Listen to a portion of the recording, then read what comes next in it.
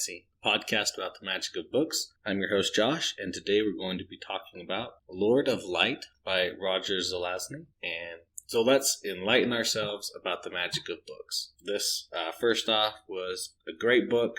I really enjoyed it. It's pretty short, and it has a really good message. I really did enjoy reading it.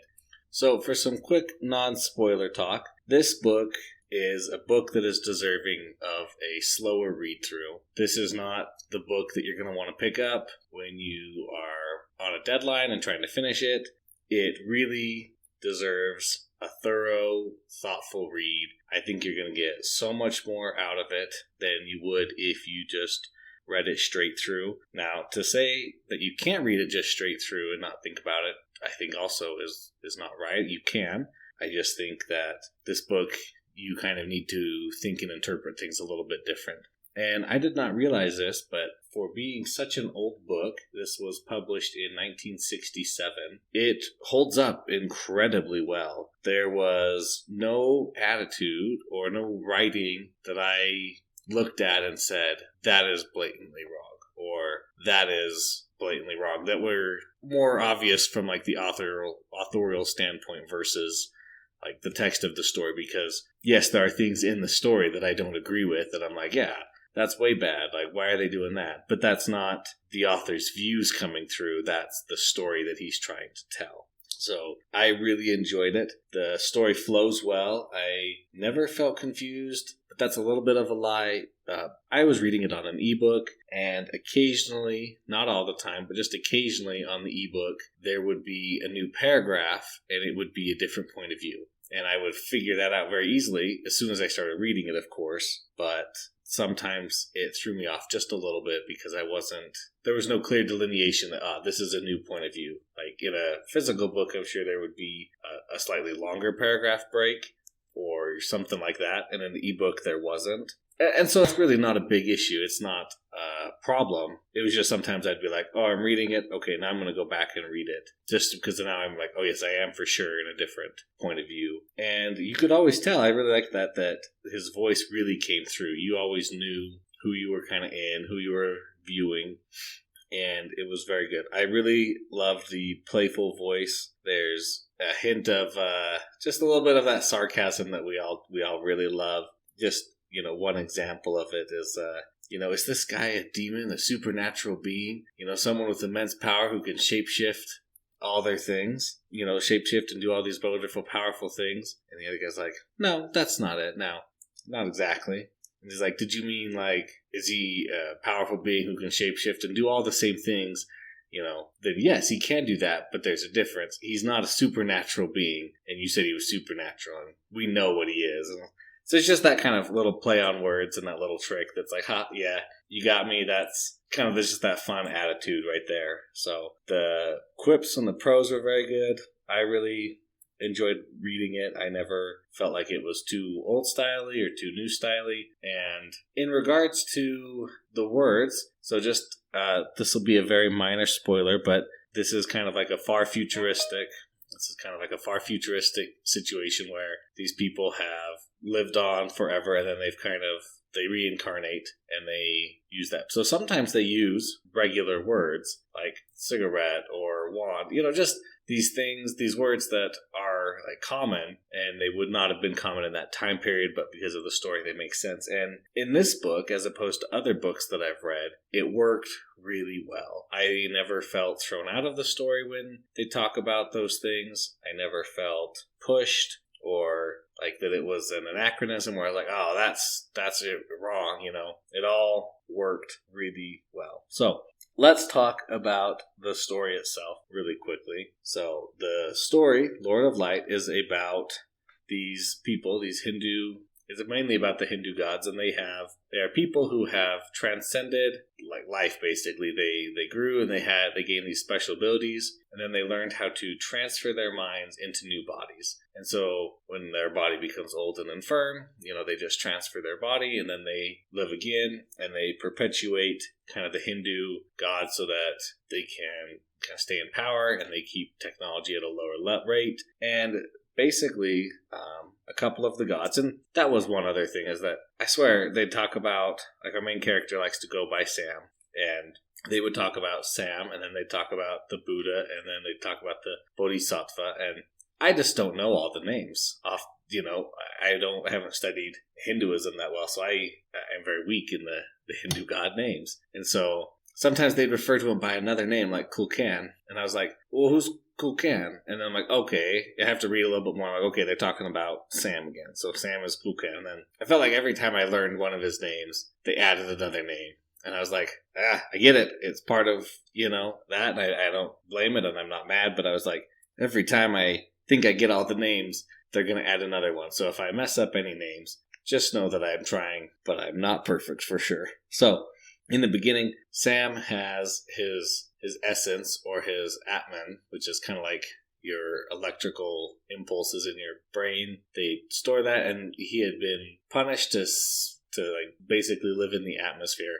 And they call him back Yama, the death god, and Ratri, the god of night, and Tak of the archives, who is being punished and in an ape. And they say, hey, we need you to come help us out, and we brought you back so that you can save people and work and do your thing. And he does this thing, and sometimes there were a couple jumps that didn't feel really on point to me, like I didn't notice it right away. Again, very minor complaint here. But so we learn that, Sam is here, and he's like, all right, well, I'm here. And he goes and investigates the world, and he's kind of like, oh, what's going on here? And, a prayer mat, you guys are, forcing people to, like, agree with your views, and you're destroying technology and stopping them. And, why are you doing that? They're like, oh, well, we have to do that because if people got those technologies, then they'd be bad. And you can totally see that they just want to stay in power, and that they are keeping to themselves.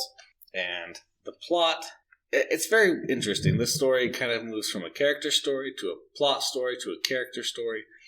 So I have a harder time saying it's one or the other. It really is a great mix of both.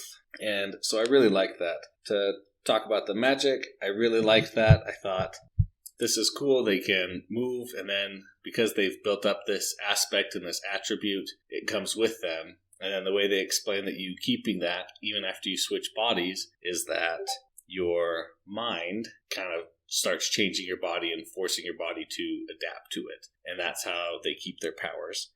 And we don't know what Sam's power is in the beginning. At first, he's just a guy who can speak really well. We know that he is regarded as the Buddha, and he goes around and kind of just like live in the moment. And I really liked the very first sermon that he gave, where he's like, I'm going to talk to you guys for a little bit about fire, like how to describe fire. And what you see as fire, you know what fire is, but you can try to describe it to someone, and unless they can experience fire for themselves, they'll never know. What is a fire? Oh, it's red. Okay, so it's red. And then somebody pictures something red and not necessarily fire, and it eats and leaves ashes behind, and what they think of is not necessarily fire. And just the way he described that, and the way all the stories played out, and the lectures and the lessons, it was great. We come to a part where Yama is attacking him because it's later on, and he's decided to fall back in line with the Hindu gods, the ones in charge. And part of that I felt was a little weak, where he's like, I'm just going to switch sides. And we're like, why? And he's like, oh, well, there's this one god I want to get on the good side of. And, he's the one that brought him back, but then why would he do that? And obviously it's just kind of those grander plans, but it was good. So the sermons, though, were excellent. The world building was excellent. I really liked that one of the big bads, Nirdidi, he is the kind of like the god of the dead of the underworld, and he's got the zombies.